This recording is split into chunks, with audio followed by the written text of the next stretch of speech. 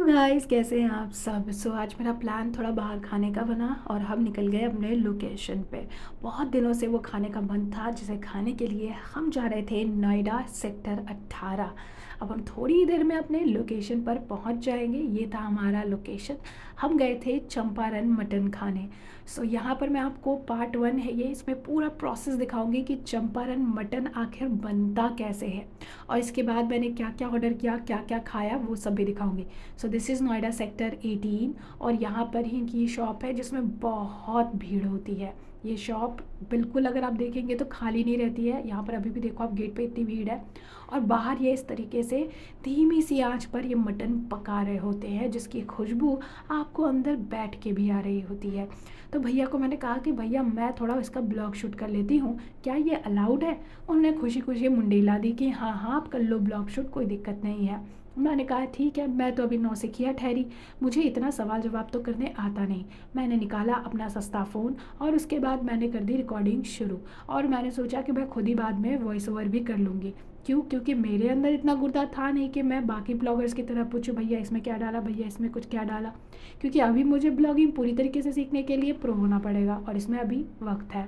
खैर वीडियो ज़रूर बताइएगा कि आपको कैसी लगी। तो भैया ने इस 10 किलो मटन उन्होंने बताया था कि है और इसमें उन्होंने सारे मसाले डाल दिए लाइक हल्दी, मिर्ची पाउडर, धनिया पाउडर, कसूरी मेथी और नमक वगैरह जो भी था वो डाला उन्होंने। उसके बाद उन्होंने मटन मसाला का जो है एवरेस्ट का उन्होंने रखा हुआ था और एक MDH का रखा था। पूरा एक जो पैकेट होता है वो उन्होंने ऐसे करके 2 पैकेट्स इसमें मिक्स किए। साथ ही उन्होंने इसमें थोड़ा गरम मसाला भी डाला, लाल मिर्ची भी डाली, कसूरी मेथी भी डाली और ऊपर से अभी बहुत सारा उन्होंने नमक डाला।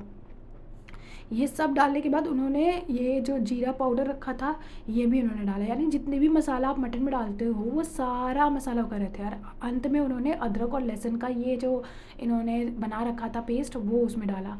और अब आती है सबसे मेन इंग्रेडिएंट, ये कच्चा सरसों तेल के। भैया यहाँ पे थोड़ा बहुत मुझे बता रहे थे लेकिन स्टिल पूरी वीडियो में आवाज़ नहीं आती इसलिए मैंने खुद डाल दिया।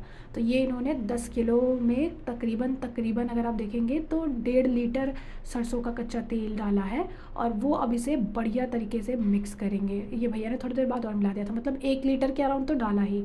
अब वो इस तरीके से मटन को बहुत बेहतरीन तरीके से मैरिनेट कर रहे हैं, मिक्स कर रहे हैं। उसके बाद इसको आधे घंटे वो छोड़ भी देंगे। तो जब तक उन्होंने इसको मैरिनेट करके रखा था तब तक मैं अपना खाना ऑर्डर करने के लिए चली गई। मैंने कहा कि ठीक है आप कर लो, तब तक मैं थोड़ा अपना खाना ऑर्डर कर लेती हूँ। फिर मैं गई और मैंने वहाँ पर अपना खाना जो है जो भी मुझे खाना था वो मैंने ऑर्डर किया। खैर भैया यहाँ पर बता भी रहे थे सारी चीज़ें। यहाँ पर मटकियाँ तैयार हो रही थी, मटकी में ऑलरेडी ये सारे मसाले जो यहाँ पे खड़े मसाले थे वो डालकर उसमें प्याज डालकर पकने के लिए ऑलरेडी छोड़ दिया गया था धीमी आंच में। आप देखो आंच कितनी धीमी है।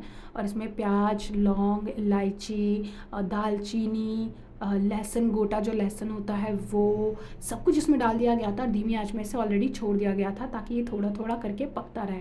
तो ये सारे मसाले थे, जो भी खड़े मसाले होते हैं वो सारे खड़े मसाले उन्होंने उसमें मिक्स कर दिया था और इसे पकने के लिए छोड़ दिया था। अब बारी थी जो ये मैरिनेटेड मटन था उसको इसमें डालने की। तो एक जो आप हांडी देख रहे हो उसमें 10 पीस मटन जाता है, ये भैया ने मुझे बताया था। मैंने पूछा था उनसे, छोटे छोटे सवाल तो मैं पूछ ही रही थी, ऑब्वियसली व्यूअर्स को बताना है सो। तो इसमें उन्होंने एक बार में एक मतलब मटकी में वो 10 से 12 पीस बोल रहे थे कि जाता है और 10 पीस तो जाता ही जाता है एक मटकी में पकने के लिए, वो डालते हैं। तो भैया ने अब गिनती करनी शुरू की और ये मतलब ऐसे करके पीसेस उठाते रहे ताकि हर मटकी में हर तरीके का पीसेस जाए। कई बार ऐसा होता है कि पूरा कोई ग्रुप बैठता है खाने के लिए, वो पूरी मटकी जो है ऑर्डर करते हैं। तो ऐसे में मटकी में ऐसा ना रहे कि किसी को कुछ मिला और किसी को कुछ मिला, इसीलिए मटकी में पीसेस भी देख के ध्यान से डाला जाता है कि सबके हिस्से में हर तरीके के पीसेस आए। अब इसको डालने के बाद भैया ने, जैसे कि आपने देखा तेज पत्ता वगैरह आपको दिख ही रहा है, मटन को उन्होंने मिक्स कर दिया। जो ऑलरेडी इसमें मसाला था उसके साथ इसको अच्छे तरीके से मिक्स कर दिया। और यहाँ पर इस तरीके से जितनी मटकियाँ थी सब में प्याज वगैरह पक रहे थे और इसके बाद इसमें मटन डाल के इसे अच्छे तरीके से मिक्स कर करके जो है चलाया जा रहा था। और ये बहुत थोड़े टाइम का प्रोसेस होता है क्योंकि इसके बाद इसे ढक दिया जाएगा धीमी आंच पे पकने के लिए। तो अभी ये प्रोसेस चल रहा था, हल्की हल्की धुआं उठ रहा है, आप देख सकते हो। तो जो है ये पूरा प्रोसेस कंप्लीट हो गया और उसके बाद भैया लेकर आए अगला नेक्स्ट प्रोसेस को जैसे करना है उस हिसाब से। अब देखो 10 किलो जो मटन था उसके हिसाब से मटकियाँ लगाई गई थी ताकि पूरी तरीके से इसे सेट कर लिया जाए और किसी तरीके की कोई प्रॉब्लम या दिक्कत ना हो।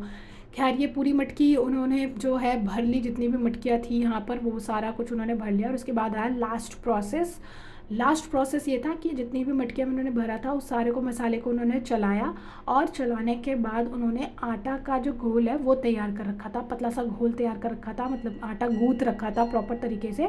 और मटकियों के ऊपर उनके ढक्कन जो है उन्होंने लगाए और इस तरीके से आटे से उसे सील करने लगे, ताकि ये धीरे धीरे पकता रहे और ये ढक्कन इधर उधर ना हो और धीमी आंच में इसे पकाया जा सके। भैया ने कहा कि ऐसे हम इसे आधे घंटे 1 घंटे छोड़ देते हैं पकने के लिए और इसके बाद ये पक जाता है। Thank you, wait for part 2।